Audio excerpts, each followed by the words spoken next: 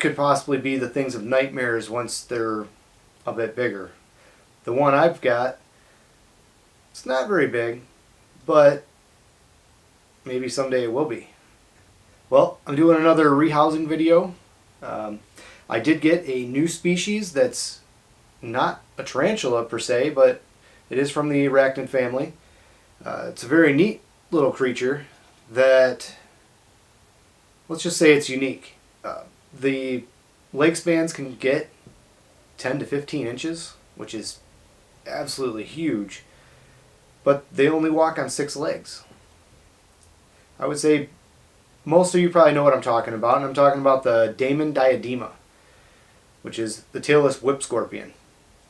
Now, I just picked this one up from an expo yesterday, so I ordered a new enclosure off of Amazon, which only took 1 day to get here, which is this Nanizu. It's an off-brand China acrylic enclosure. It's got a magnetic sliding lid. The holes on it were a bit bigger than what I would have liked. Most tarantulas in an arboreal enclosure like this would have been just fine, but since I am putting a pretty small whip scorpion in here, I was not worried about it getting out. I was worried about the fruit flies that I'm going to be feeding it getting out. So I did hot glue some screen over top of the holes just by holding it on there and then just gluing around the edges so it's nice and flat. I did the same thing to the lid. Shouldn't obstruct any airflow, but should be small enough to help keep those flightless fruit flies in.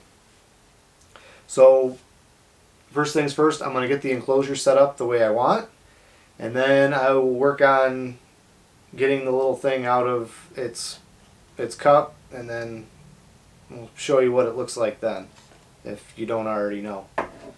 So, here we go.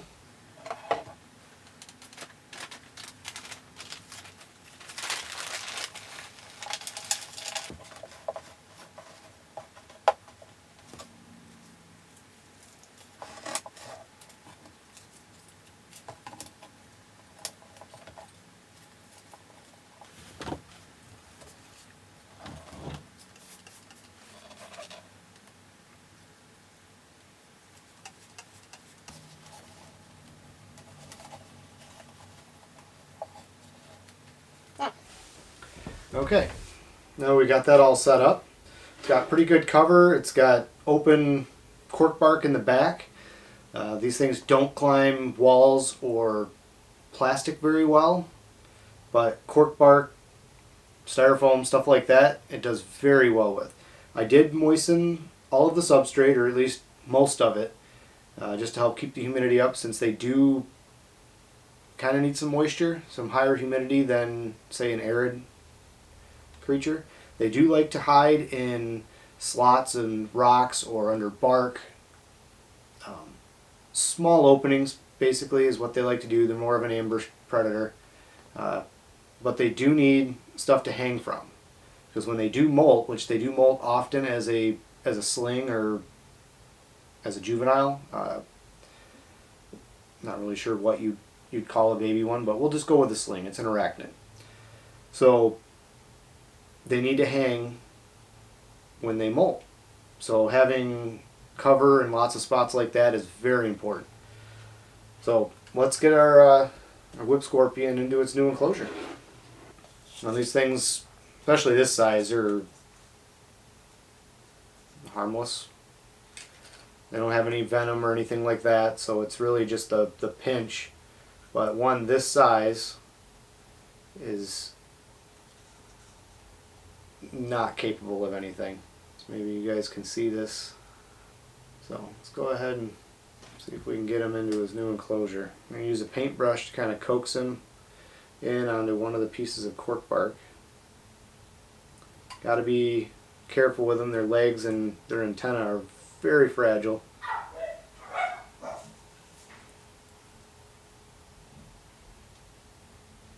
And he just went to the other side.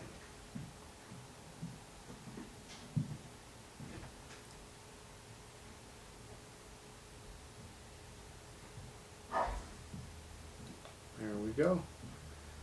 He is in his new enclosure.